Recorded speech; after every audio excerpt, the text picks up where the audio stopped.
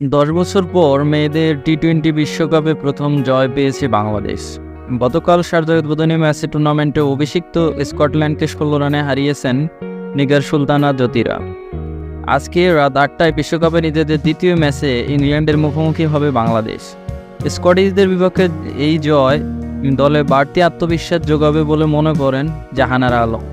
Bangladeshi pacer বলেছেন, এটা আমাদের বাড়তি আত্মবিশ্বাস যোগাবে। এভাবে শুরু করাটা আমাদের জন্য গুরুত্বপূর্ণ ছিল। আমরা এখন আজকের ম্যাচের দিকে তাকিয়ে আছি।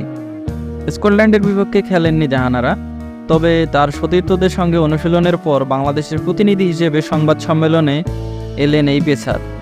বাংলাদেশের মেয়েরা এর আগে 3টি টি-20 খেলেছে ইংল্যান্ডের বিপক্ষে, হেরেছে সবকটিতে। তবে অতীত নিয়ে ভাবছেন না জাহানারা। ইংলিশদের বিপক্ষে জয়ের জন্য মুখিয়ে আছেন তার সতীর্থরা।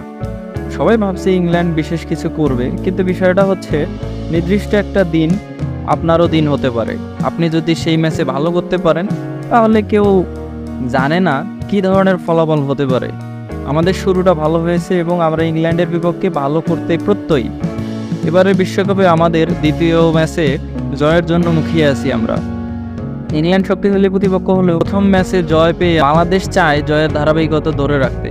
পরিকল্পনা অনুযায়ী খেলে ইংরেজদের হারাতে পারলে বড় অর্জনও হবে বলে মনে করেন জাহানারা। অবশ্যই আমরা জয়ের জন্য খেলব। অবশ্যই ইংল্যান্ড খুব কঠিন প্রতিপক্ষ। আমরা আমাদের পরিকল্পনা অনুযায়ী খেললে ইংল্যান্ডকে হারানো কঠিন কোনো কিছু হবে না। আমাদের বিশেষ কোনো পরিকল্পনা আছে ব্যাপারটা এমন না।